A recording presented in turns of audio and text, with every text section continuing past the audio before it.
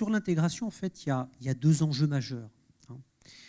Le premier, ça va être d'harmoniser les statuts. On en a parlé tout à l'heure. Et il y a deux situations très nettement différentes. Où l'entité d'accueil est une entité sans salarié, auquel cas, par hypothèse, il n'y aura pas lieu à harmoniser des statuts. J'en ai dans A, j'en ai pas dans B. Et deuxième hypothèse, qui est l'hypothèse la plus fréquente, c'est l'entité bénéficiaire ou l'entité d'accueil a déjà des salariés soumis à un statut. Et l'idée, comme je vous l'ai dit tout à l'heure, c'est d'avoir non pas deux statuts s'appliquant à deux populations différentes, les B et les ex-A, mais d'avoir un seul et même statut s'appliquant à la fois aux B et aux ex-A. Et pour ça, qu'est-ce qu'il faut faire? C'est en deux étapes. D'abord, il faut faire un benchmark, comme on dit dans le jargon, une cartographie des statuts. D'accord? En matière de rémunération, comment se calcule la rémunération variable? Il y a souvent des différences en matière de rémunération variable. Est-ce que la convention collective de branche est la même? Ah ben non, ici on applique Syntec et puis là on applique la chimie. D'accord? Donc on fait un benchmark, une cartographie. Et puis la deuxième étape, c'est quoi? C'est la cible. C'est quel est le statut social cible?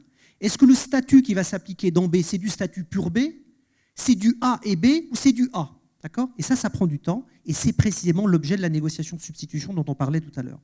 Le deuxième enjeu, c'est la réorganisation. C'est-à-dire qu'en règle générale, quand B récupère l'activité de A, ce n'est pas simplement une juxtaposition des deux organisations A plus B. Il faut faire une organisation AB. Et l'organisation AB, là encore, c'est une démarche en deux temps.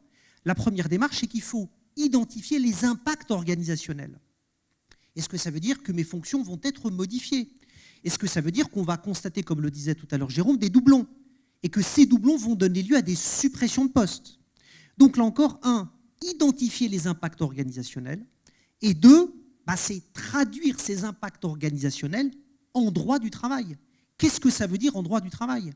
Parce que si on supprime mon emploi, ça s'appelle, le cas échéant à la fin, un licenciement pour motif économique. Si on modifie mon contrat de travail, parce qu'on modifie de manière importante mes responsabilités, j'étais manager. Un manager, par hypothèse, ça a une équipe.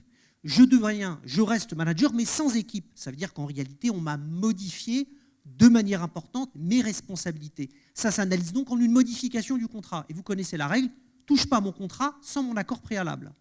Ce qui veut donc dire qu'il va falloir solliciter mon accord. Et si je refuse, il faut gérer les refus.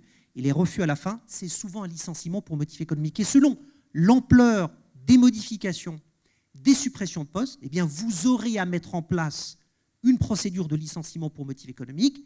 Et vous connaissez la très grosse procédure Mouse Costaud, c'est le fameux PSE ou plan social. Il n'y a pas de motif économique de licenciement. Remontons à la source, il n'y a pas de motif.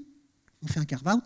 Certes, la réorganisation de l'activité est nécessaire, mais il est très difficile de la faire reposer sur un motif économique.